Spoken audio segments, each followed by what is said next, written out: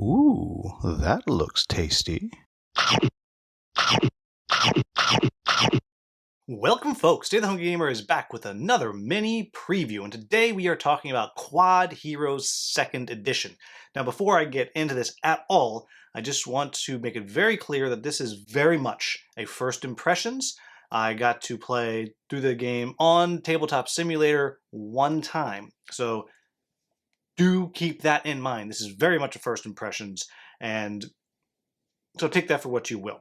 Now, what Quodd Heroes is it is a, well, there's several different modes you can play, but the most common mode, I guess, the mode that kind of started it all is the race mode. And each player is going to be one of these Quodd Heroes, and they're all completely asymmetric, and they are cubes.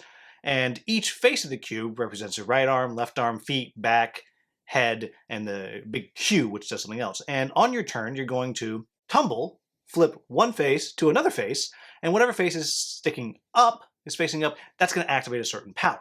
And as you go through the game, you'll be able to upgrade these powers, and you're going to be able to play various cards as you go on that will boost these powers or affect somebody else. You're going to be able to put springboards out and teleporters and sticky traps and all kinds of things out there. While you basically what you're doing is you're trying to be the first one around the track, or you're doing capture the flag or sheep racing or sheep battling or something like that. Something with sheep, I don't know. The core of the game is every time you tumble, you rotate your die, you have to activate the face that is facing up. And what those might do is they might give you a jump. So you're going to jump forward several spaces and skipping pits or traps in the middle. Maybe it's going to allow you to slide diagonally or slide orthogonally, or it might be tumble again, and then you're going to get to activate another ability as you go through.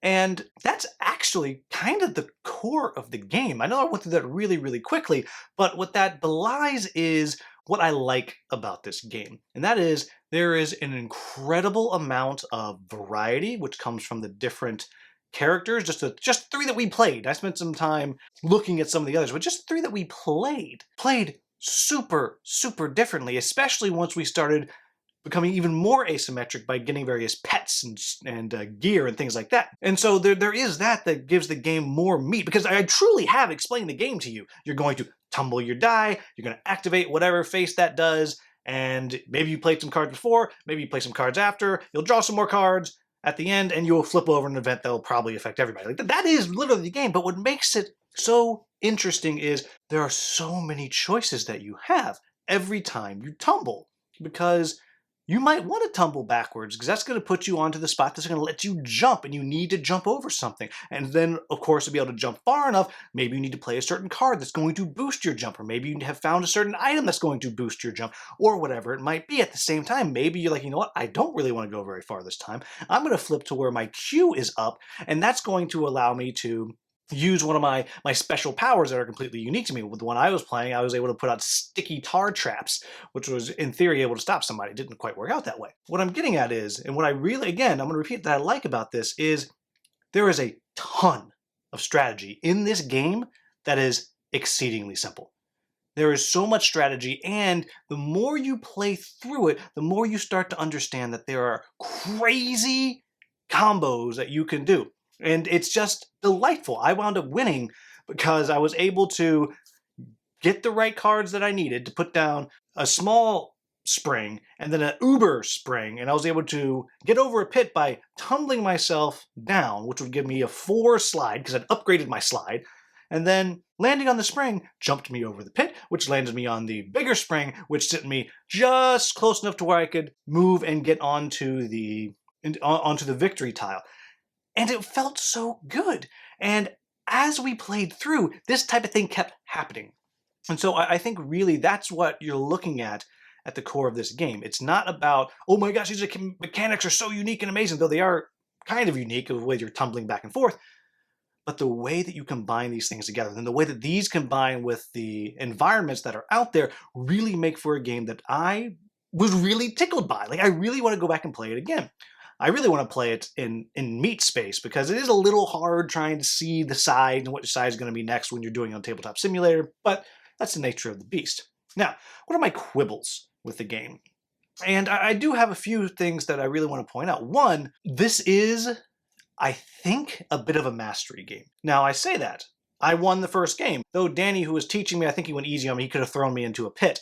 But it is a bit of mastery as you're trying to figure out what it is that you can do and how you combine things and how your powers work. The way the movement works, the tumbling, and that's going to activate this, and you tumble this way, it's going to reveal this. It's not something that is necessarily instinctual. You're going to have to sit there and look at it, and my understanding is in the physical version, you actually have a second cube, so you can really look and see what it's going to do. So I think there is a bit of mastery there. I think the more you play, the faster the game's going to get, and the more it's going to unlock. I think you're going to play it the first time and be like, okay.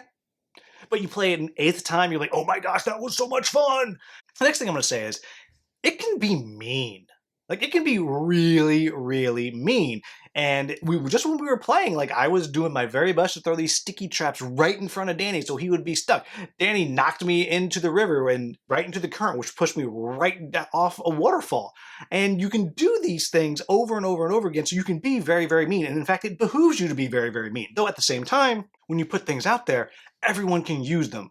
So those springboards, we just kind of played it out, so you got second, who got third. Those are still being used after the fact. And so there's all these things that you have to keep in mind of when are you going to use something that's going to help you, but it's also going to help them? When are you going to do something just to straight up hurt them? And you're kind of balancing that throughout the whole game of how mean do we want to be? And I think this is a game where you can be quite mean. And then the other thing that I will just throw out, and this is not so much a quibble, just another reminder. Again, this is a first impressions, okay? This is first impressions. I haven't tried the other modes. There is a pick up and deliver mode. There's a capture the flag, though it's a sheep running around. There's something else to do with the sheep where you're like moving them back and forth or like trying to herd the sheep. Like, I don't know, but there's a bunch of different modes and I haven't played any of those, so I don't know how those work. And so that's just something kind of to keep in mind. And the last thing I'll say is that there's a lot of game here. This is a relaunch and there were so many things that you could buy before in this campaign. I got to see it at Gen Con. I mean, it is big. So there's a lot of stuff here. And so this is something that you really want to make sure it's like, okay, I'm digging this race vibe. I'm digging what's going on here and I want to dive in because again, you're going to have to play a few times to really start to unlock the goodness that's inside. So there you have it, folks. That is my first impressions of Quodd Heroes. I 100% want to play this again. I was completely tickled by it. And by the end of the first game, I was really understanding what was going on and what I was doing. And I really am excited to kind of plumb the depths of some more of these characters. So anyhow, as I said, that is Quodd Heroes 2nd edition. I think if you like a race game, you are looking for a good race game, and you want to be a little bit mean, and you want to build up cool combos, then this is probably one that you want to check out. Also, I'll say, just the way the characters look is just like crazy pants in like the best way of crazy pants. So there you have it, folks. That is Quodd Heroes. Again, if you found this video useful, please like, subscribe, and share. Thank you so much for watching. Have a wonderful, wonderful day.